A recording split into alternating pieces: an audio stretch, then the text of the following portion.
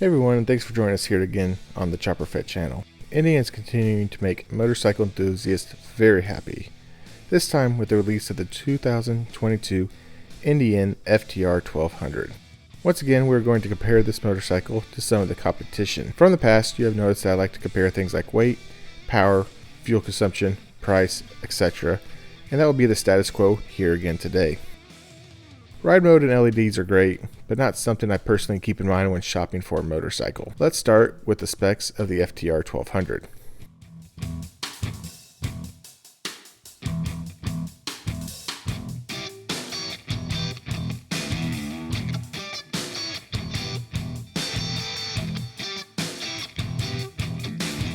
For the sake of this comparison, we will compare the FTR 1200 base to the competition as it comes in at a middle-of-the-road price of $12,999. Of the bikes compared here today, the FTR 1200 is the heaviest entrant, coming in at 514 pounds wet. While those of us in the cruiser market would not call this heavy, compared to other similar motorcycles, it is a bit heavier. The FTR makes a solid 120 horsepower and 87 foot-pounds of torque at 6,000 RPM, thanks to its liquid-cooled motor mated to a 6-speed manual transmission. Stopping the FTR are dual-disc Bonneville brakes with ABS, so stopping should not be a problem. Shockingly, the FTR has the smallest gas tank in our comparison today at 3.4 gallons. While miles per gallon have not been released, Blockhead reported getting in the neighborhood of 30 to 32 miles per gallon on his test ride. The seat height was lowered this year down to 30.7 inches and maintains a clearance height of 6.5 inches. This is one powerful machine, but will it win in our comparison today?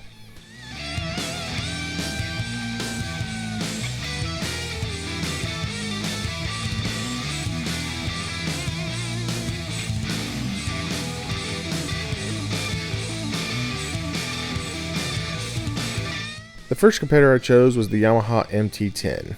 These motorcycles all have a naked Street Fighter style to them, and the MT-10 matches the entry-level FTR 1200 at a price tag of $12,999. The MT-10 is considerably lighter, weighing in at 463 pounds wet, 51 pounds lighter than the FTR. The MT-10 also makes outrageous horsepower, putting out 160.4 horsepower and 81.8 foot-pounds of torque at 9,000 RPM. The FTR might beat this off the line, but the MT-10 will quickly catch up in a drag race. The MT-10 is also liquid-cooled and also has a 6-speed manual transmission to shift through the gears. Stopping the MT-10 is a set of ABS disc brakes to bring this motorcycle to a screeching halt. The gas tank is considerably larger, coming in at 4.5 gallons and gets an estimated 30 miles per gallon. Obviously, these motorcycles today are sacrificing miles per gallon for power. But hey, if you're looking at these bikes, you might not have long distance in mind. The MT-10 does sit up a tad higher in the saddle at 32.5 inches and has a ground clearance of 5.1 inches. Needless to say, this machine is super quick and a great competitor to the FTR.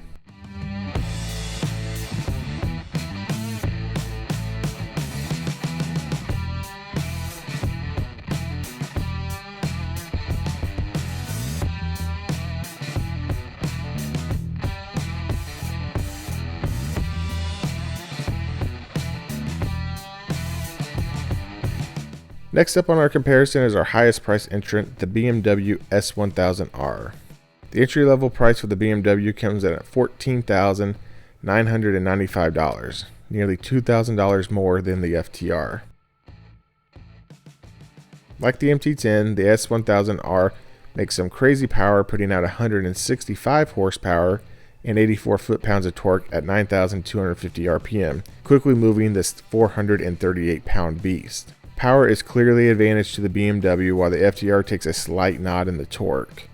The BMW weighs nearly 76 pounds lighter than the FTR, making this one nimble machine in the corners, not to say that the FTR is a slouch by any means. The BMW is also liquid cooled and mated to a 6-speed manual transmission, and is being stopped by dual disc Hayes brakes with ABS standard. The gas tank on the S1000R measures in at 4.4 gallons and gets an estimated 38 miles per gallon, putting it significantly higher than our estimates for the FTR. The ground clearance is not known for the S1000R, however the seat height is adjustable from 31.0 to 32.7 inches, allowing shorter and taller riders to both enjoy this motorcycle.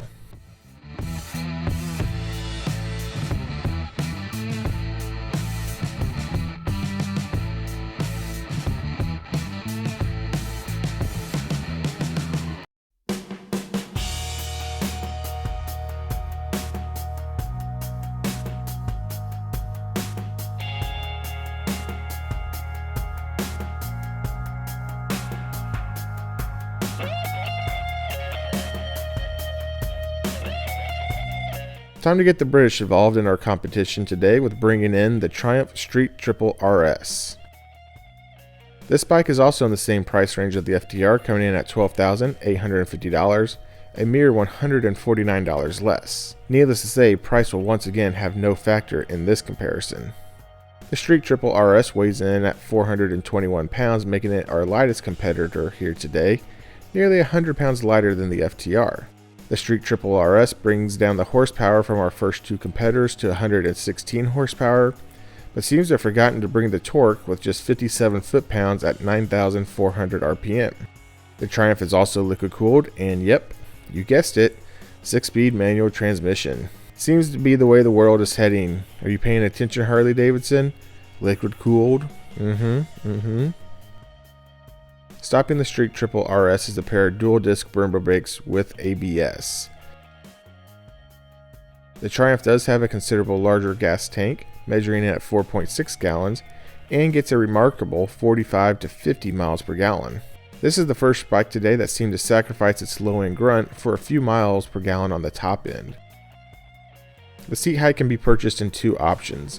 The lower measuring 30.7 inches, which is the exact same as the FTR. For taller riders, a 32.5 inch seat height is offered to accommodate those longer legs. The ground clearance is just slightly lower at 6.2 inches off the ground. I think in this case, the FTR and the Street Triple RS are very close competitors.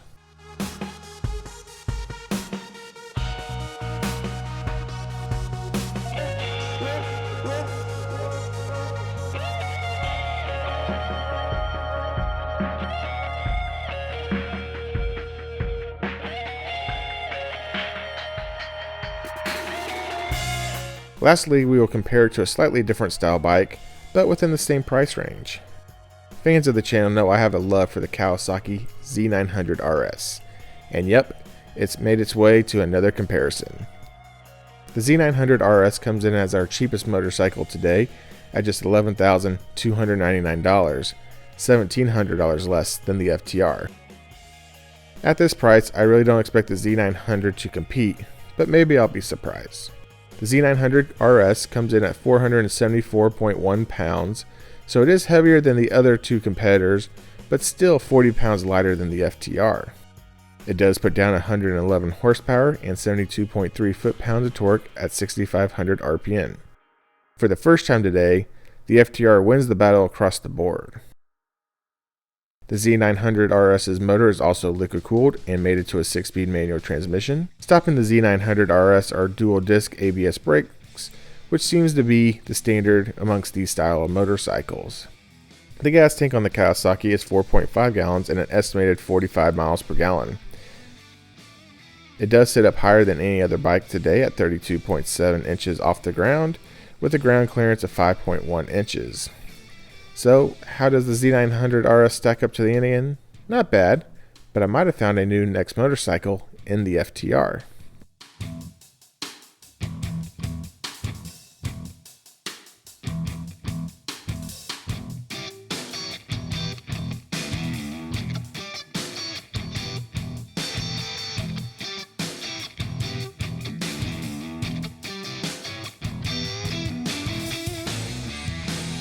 I hope you enjoyed this video here today. I know I didn't get into all the details of these motorcycles, but there are only so many hours in the day. What are your thoughts on the FTR 1200, and what other bikes would you compare it to? Would you add the FTR to your stable, or is there anything else that you would rather have first, within this class anyway? Thank you once again for watching, and I'll catch you on the next dark side as this is the way. Chopper Fett seeing ya. Peace!